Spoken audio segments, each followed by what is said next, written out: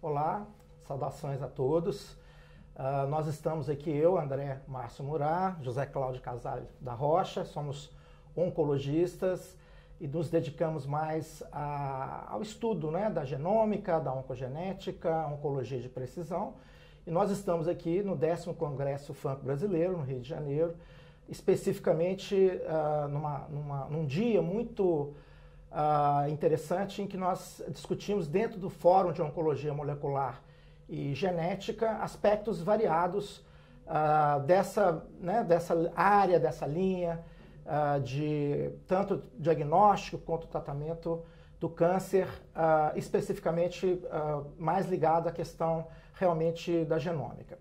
E eu queria, Zé Cláudio, começar o nosso bate-papo, né, com um tema que eu acho bastante palpitante, que foi exatamente a publicação pela ESMO, Sociedade Europeia de Oncologia, no Annals of Oncology. O Matthew recentemente publicou um artigo em que eles definiram grupos de situações em que o emprego, tanto do teste diagnóstico, mas principalmente a terapia, vamos dizer assim, classificadas, né? Esses grupos são classificados. Ele classificou em vários grupos, mas eu achei interessante, Zé, porque ele dá uma definição muito clara de uma situação em que você tem um biomarcador, esse biomarcador te sugere sensibilidade ou resistência a determinada medicação, e você então, desde o grupo 1, né, um grupo 1A, você está autorizado, baseado em estudos de fase 3, prospectivos, randomizados, o benefício é inequívoco, você está autorizado então a prescrever aquele tratamento tem indicação inclusive de bula. O exemplo clássico é um câncer de mama, HER2 positivo, você vai tratar com terapia anti-HER2. O outro exemplo clássico são as mutações de EGFR em câncer de pulmão, você vai indicar uma terapia anti-EGFR. O grupo 1B seriam aquelas situações em que não há um estudo grande, fase 3, mas as evidências são inequívocas, né? O exemplo clássico foi quando a fusão de ALK foi descrita em câncer de pulmão, e eles então passaram a utilizar, por exemplo, um crizotinib, isso não se baseou em fase 3, né? Posteriormente sim, mas para indicação, para prescrição de bula, não. E aí, passando por vários grupos, eu acho que a gente pode comentar, mas o grupo 3 seria uma indicação agnóstica, ou seja, essa é que eu queria, principalmente a sua opinião. Já o grupo 3, por exemplo, você tem uma indicação em um tumor, por exemplo, terapia anti-HER2 para mama. Mas você tem um câncer de cólon em que você sequenciou, por exemplo, e achou uma amplificação ou mutação de HER2. Então você pode extrapolar, ou seja, usar a terapia anti-HER2 que funciona em mama para tumor, por exemplo, como cólon. Eu tive recentemente uma paciente com um tumor de glândula salivar, em que na biópsia ali nós detectamos uma amplificação de HER2. Então eu queria saber a sua opinião. Mas só para completar, para as pessoas que estão nos escutando, nos vendo, né? O grupo 4 já é uma indicação que não é estabelecida, existem evidências pré-clínicas, mas clinicamente não existem estudos ainda, né? O grupo 5, na realidade, a princípio a ideia é que não funcione, né? E o grupo 10 é muito interessante, em que a indicação é ao contrário, né? Então você tem um biomarcador que fala que você não deve usar. O exemplo clássico é as mutações de RAS e o uso de cetuximab. Você não deve usar porque há uma resistência. Mas eu queria, Zé, trabalhar principalmente o grupo 3, que é o grupo que tem dado mais discussão. Indicações agnósticas. Eu queria saber a sua opinião, e principalmente com relação à questão da fonte pagadora. Você acha que a fonte deve pagar, a gente deve reivindicar que a fonte pague ou não? Então, hoje, pessoal, estamos aqui então no Congresso e as discussões elas acabam sendo muito grandes em todas as áreas. A gente vê que a genômica hoje ela realmente está fazendo parte do nosso dia a dia, né? A gente já não consegue mais fazer oncologia sem o uso de marcadores e biomarcadores genéticos para poder direcionarem o nosso tratamento. E diante de tantas evoluções, de tantas mutações e de tantas alterações genéticas que a gente vem encontrando, hoje há uma necessidade da gente definir que mutações são importantes e para que tumores elas são importantes, porque algumas mutações já se mostraram importantes para alguns tumores e que para outras não funcionam. Você pode ter um medicamento que ele vai funcionar num determinado tumor porque tem uma mutação e a mesma mutação em outro tecido, em outro órgão, o medicamento já falha. Então, entender esses mecanismos, a gente ainda não sabe tanto por quê. A gente está começando a ver que outros mecanismos genéticos existem que fazem um tumor ser mais responsivo do que o outro. Mas, diante de tantas opções terapêuticas, diante de tantos marcadores, eu acho que esse artigo, ele, de certa forma, organiza, né, principalmente as evidências que a gente tem para indicar alguns biomarcadores para determinados tumores, porque a gente já tem uma evidência suficiente de que aqueles são marcadores que vão direcionar o tratamento para um lado ou para outro, né? Enquanto que em níveis, né, nos níveis 2, 3, 4, e a gente já começa a ter menos evidência, você começa a trabalhar com essas evidências que possivelmente um dia vão se tornar evidências nível 1. A gente não sabe ainda, né? Hoje, essa tabela ela vai ter que ser mudada daqui a alguns meses ou daqui a alguns anos, ela é dinâmica, então não é uma coisa fixa. Acho que hoje o grande debate principalmente nas indicações agnósticas, né? E a gente precisa discutir alguns desses marcadores, porque a gente vem sendo abordado o tempo todo para segundas opiniões e às vezes pacientes que já falharam a múltiplos tratamentos e que estão buscando dentro de uma prática, né, de medicina personalizada, descobrirem às vezes um antídoto para o seu mal. E muitas dessas pessoas acabam caindo no nosso consultório, né, pedindo opiniões sobre alterações genéticas que foram detectadas no tumor e sobre as indicações de possíveis evidências para tratar com um ou outro medicamento que não estão descritos na bula do remédio. Então, essas indicações off-label, hoje elas merecem um debate muito grande em relação ao direito do indivíduo, primeiramente, em ter acesso a medicações que estão disponíveis no mercado antes que evidências suficientes existam. Então, esse é o ponto de vista do paciente. Existe o ponto de vista do médico, né, que também quer ajudar, de alguma forma, o seu paciente e que também deseja, às vezes, lançar mão de medicamentos que também não estão em bula para oferecer ao seu paciente a chance ou a oportunidade de ter um tratamento muitas vezes menos tóxicos do que uma quimioterapia ou uma medicação oral em vez de uma medicação venosa, e acaba também tendendo a prescrever. E existe a fonte pagadora, né? Que aí eu vou incluir o SUS nisso, porque o SUS é talvez a maior fonte pagadora do Brasil, mas também todos os convênios, as operadoras de saúde, né, que tem, obviamente, a legislação e as bulas, né, e as aprovações que a Anvisa oferece no Brasil para que sigam aquelas recomendações de que existe uma indicação específica para aquele tipo de tumor e que aquilo ali consta na bula. E o que não consta na bula não vai ser pago. Então, eu acho que essa é uma discussão que ela tem que ser trazida hoje para a comunidade. Acho que a Sociedade de Oncologia Clínica ela tem um papel fundamental. A nova sociedade, a Associação Brasileira de Medicina Personalizada e de Precisão também tem que participar. Acho que o público, né, as comunidades hoje que representam pacientes, porque todos esses pontos de vista, eles são conflitantes, das pessoas que querem lançar mão do uso e daqueles que têm que pagar por isso, né? Então, hoje a gente está vendo muitas ações judicializadas de medicamentos que são off-label e que entram, às vezes, na justiça para que a gente consiga acesso a medicamentos que muitas vezes não vão funcionar.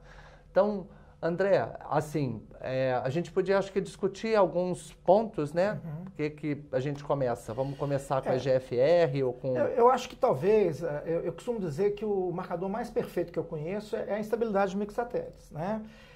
Ainda não há indicação no Brasil, ela não foi ainda aprovada, eu acredito que vai ser, mas nos Estados Unidos, por exemplo, na Europa, etc., tumores refratários, tumores sólidos refratários, que tenham estabilidade de microsatélite, que seja por imunistoquímica ou que seja por PCR, agora mais recentemente por NGS, existe a indicação já aprovada de um anti-PD-1, no caso o pembrolizumab.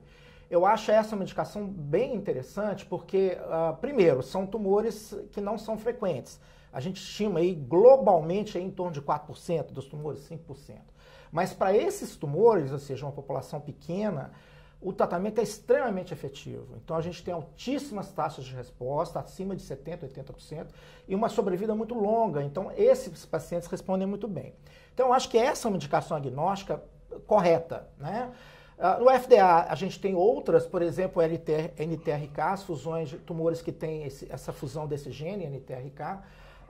Eles aprovaram recentemente o larotrectinib, entrectinib, etc., que funcionam nesse particular, mas são tumores, já é uma situação mais rara, a gente não tem essa indicação aqui no Brasil. Eu acho que futuramente o próprio oncogene RB2, né, com a hiperexpressão ou mutação, com a amplificação de HER2, etc., possivelmente a gente vai indicar terapia anti-HER2, mas isso ainda não está estabelecido. Existem tumores, por exemplo, pulmão, em que a hiperexpressão não funciona, tem que ser a mutação, geralmente a mutação do exon 20. Já em cólon, independentemente se é mutação ou expressão, aparentemente o tumor se beneficia. Então a gente ainda tem muita dúvida a respeito disso. Então eu acho que, especificamente em termos de indicação agnóstica, a que eu acho que vai ficar, e eu estimo que em breve no Brasil também, é o uso de anti-PD1, imunoterapia em instabilidade mixatélite. Então eu pergunto para você, se isso já vai ficar tão frequente no nosso meio, Zé, quais são os tumores que você pede estabilidade? Se você pede, qual é a metodologia que você sugere que as pessoas empreguem? Então, hoje a gente sabe que a instabilidade ela ocorre, como o André falou, em 5 a 10% de tumores esporádicos. Os mais frequentes são os cânceres coloretais e o câncer de endométrio. Esses, sem dúvida, são os tumores que mais prevalecem a situação de instabilidade de microsatélites. Mas eu tenho um paciente com instabilidade de microsatélites em câncer de mama. Recentemente, uma paciente com câncer de mama teve instabilidade de microsatélites. E aí você começa a pensar, puxa, será que existe uma alternativa para essa paciente, além dos medicamentos que estão sendo usados? Eu falei para ela, você ganhou na loteria, né? Agora, quando a gente vai ver, se ela estivesse nos Estados Unidos, ela receberia imediatamente imunoterapia. E paga pelo plano de saúde. E paga pelo plano de saúde. Aqui no Brasil o caminho é outro. Né?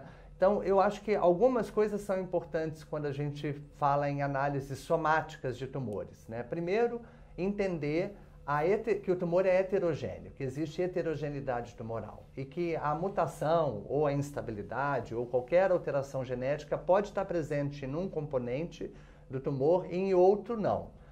Existem diferenças entre o tumor primário e a metástase. Então, de preferência, a gente tem que fazer análises da metástase e não do tumor primário, porque o tumor primário muitas vezes ainda não tem aquela mutação, que é a mutação que está causando a metástase hepática ou que está causando a infiltração de um determinado órgão.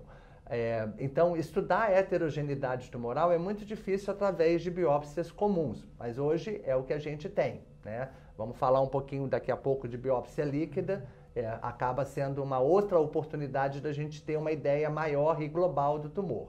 Mas a segundo ponto é a metodologia. Então, quando a gente fala em instabilidade de microsatélites, hoje existem duas metodologias básicas para se estudar a instabilidade.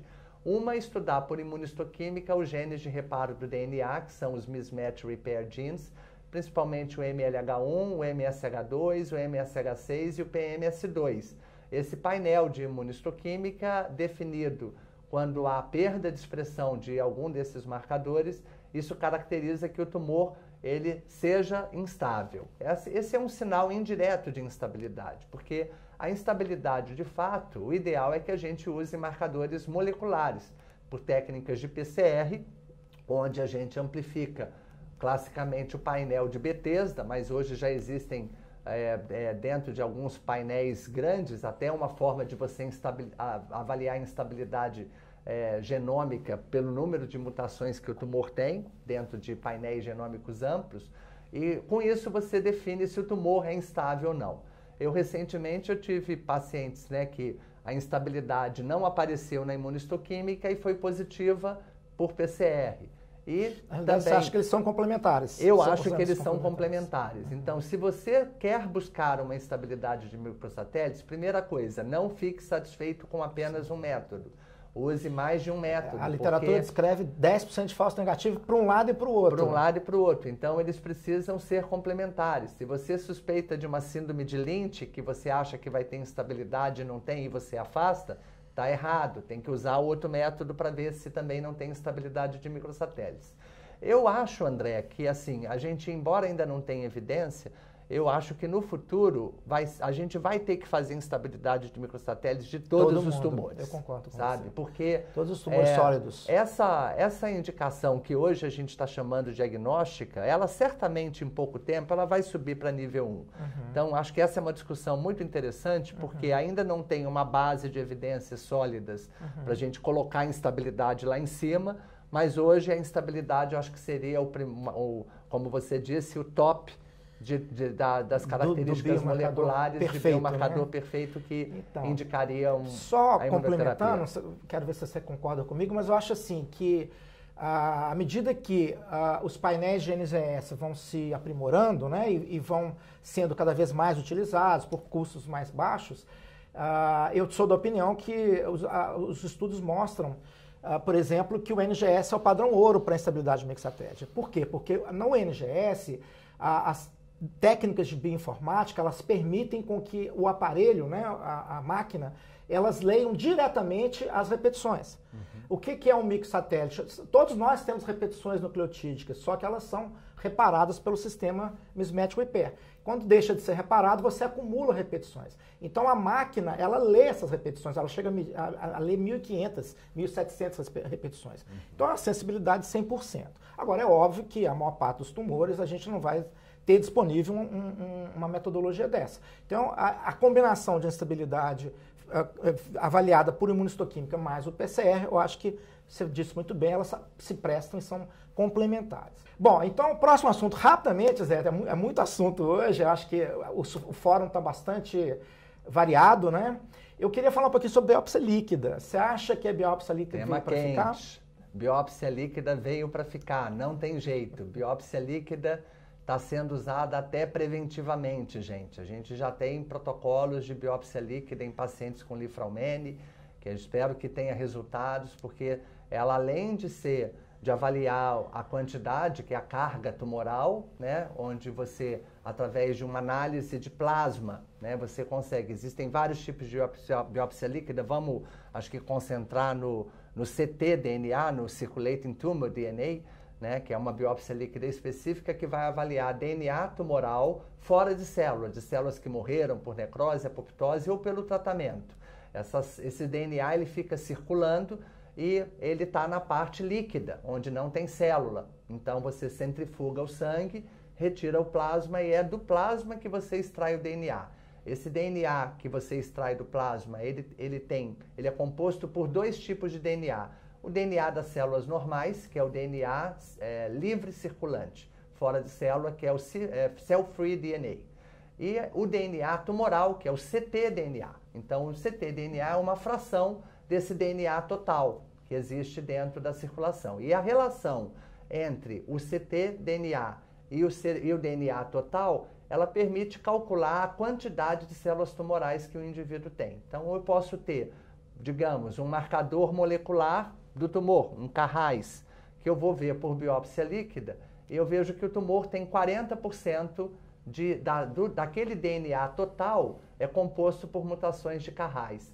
Se eu começo um tratamento, ou se eu faço uma cirurgia, ou qualquer intervenção que eu vejo, se esse Carrais diminuir, é porque essa intervenção foi eficaz. Se esse Carrais aumentar, é porque a intervenção foi ineficaz.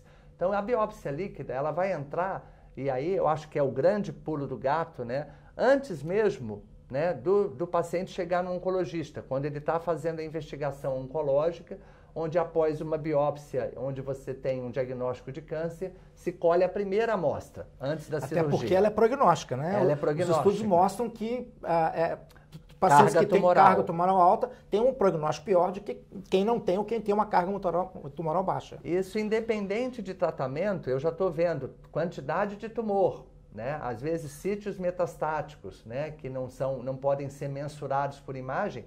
A carga tumoral, ela mensura, de certa forma, a quantidade de câncer que uma pessoa tem. ela não vai indicar onde estão esses tumores, mas ela diz, tem tanto de carga tumoral. Essa carga tumoral, após uma cirurgia, caiu, né? Você vai indicar para esse paciente, então, um tratamento complementar adjuvante com uma quimioterapia. Você pode, ao longo do tempo, avaliando por biópsia líquida, monitorar de uma forma muito precoce se esse paciente está respondendo antes mesmo de qualquer método de imagem, se mostrar alguma resposta parcial.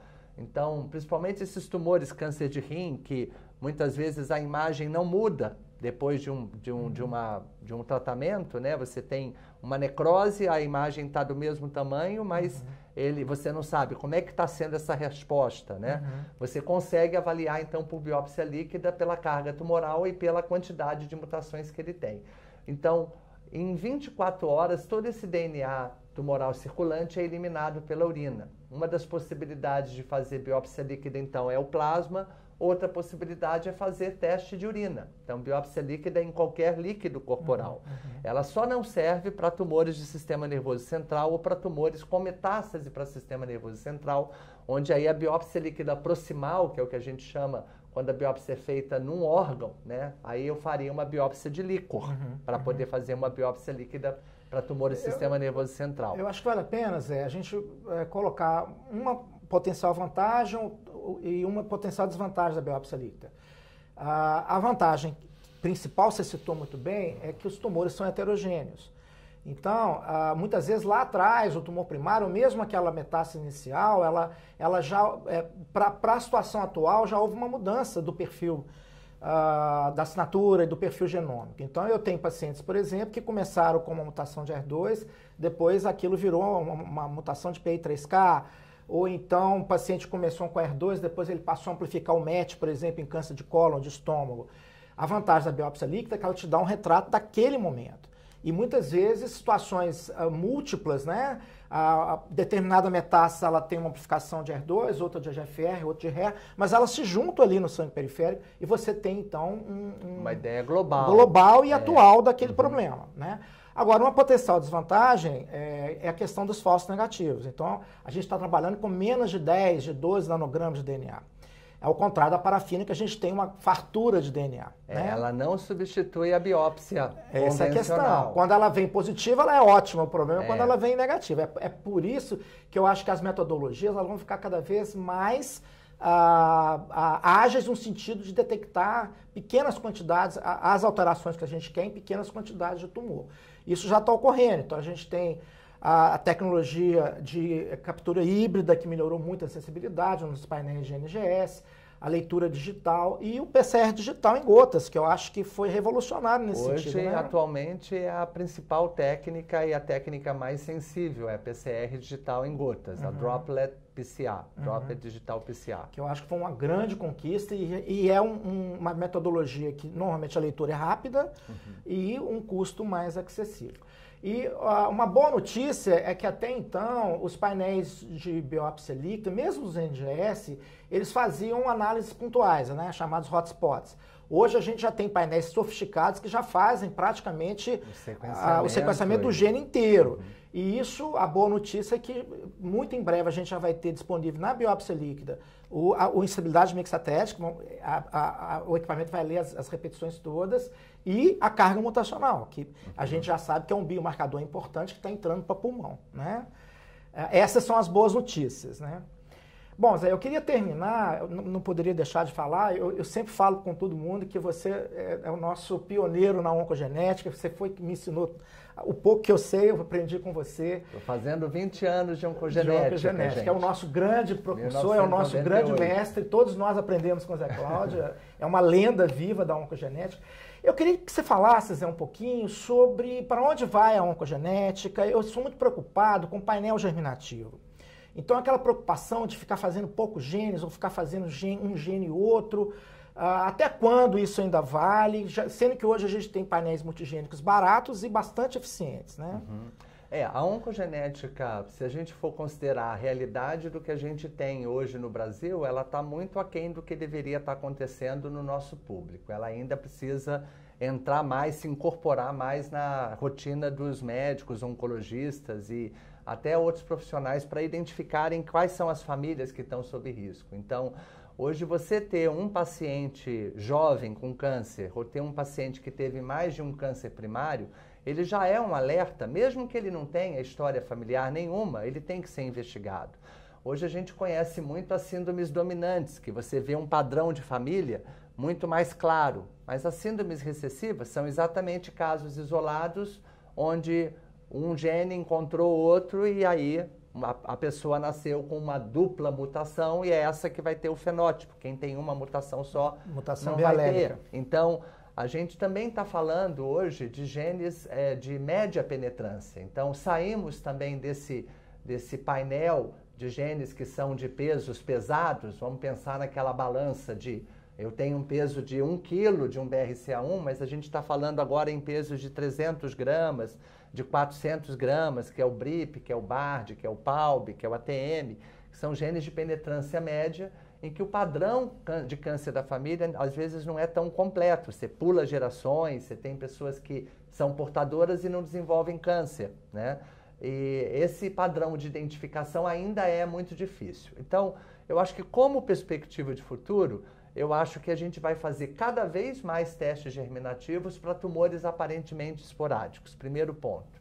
Porque hoje é uma relevância muito grande você identificar quem tem uma mutação germinativa por conta da família dessa pessoa, que vai precisar receber toda uma orientação genética e ser incluída num programa de rastreamento especial para aquela mutação, né? Ela sai do programa de governo e ela começa a fazer um programa próprio, né?